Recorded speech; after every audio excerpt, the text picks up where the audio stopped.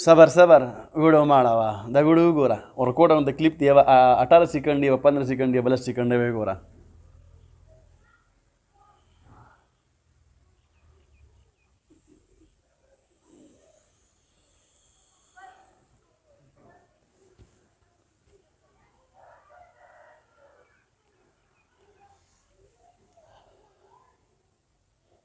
ماشاءالله ملګرو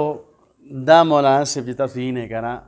حضرت مولانا حبیب النبی صاحب دامت برکاتهم العالیه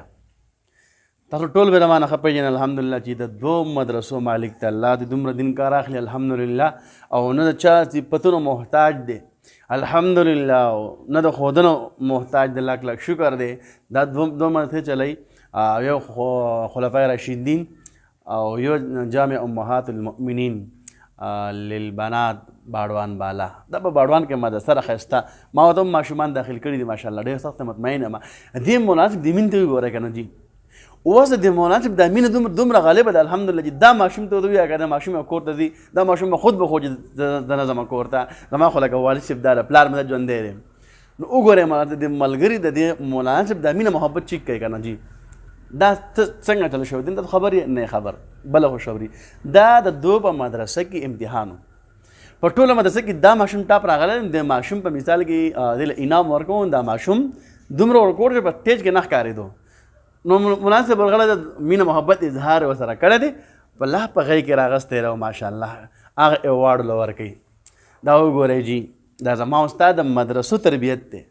دا د دیني مدارسو د هغې تربیت دی وګورئ جي ګوره نورو محتممین له هم دغه پیغام ده په دې کې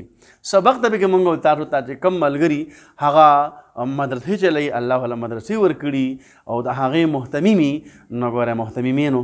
خفه کېږم نو داسې مدرسې کولاو کوي لکه دې مولانا صاحب چې الحمدلله کوم سیسټم روان کړی دی په دې مدرسه کې الحمدلله د پنځم پر سکول دی او دا مولانا صاحب الحمدلله ګارنټي ورکوي چې زما مدرسې ته کم ماشوم راشي الحمدلله انګلیش سکول دی هغه به ته هم په انګلیش کې سکول په کم انګلیش سکول دی په هغې کې به ته انګلیش سبقونه هم ویله کېږي ورسره پرایویټ اداره دغه هم ده او د دې سره الحمدلله دا مولانا صاحب چې دا اتم نهم ته رسي انشاءالله العزیز دی به د قرآن مجید حفظ کړی دا ګارنټي ورکوي ولې محنت ته جي محنت ته کم دی کې محنت کوي په خپله به هغه ګارنټي ورکوي چې او الحمدلله زه په ثبوت سره دا وایم چې الحمدلله ماشوم به په اتم نهم کې دا قرآن مجید ختموي ولې وجه سره زما ملګرو وجه دا ده چې دا ماشوم په دومره ټایم کې الحمدلله دا محنت دی دومره خواري ده او بیا د بناتو مدرسه الحمدلله دا هغه دومره ښایسته مدرسه ماشاءالله دومره ښایسته ډسپلین دومره ښایسته انداز الحمدلله نو دا ماشومان دغلته کې اوسېږي نو که کوم ملګري وو چې مونږ به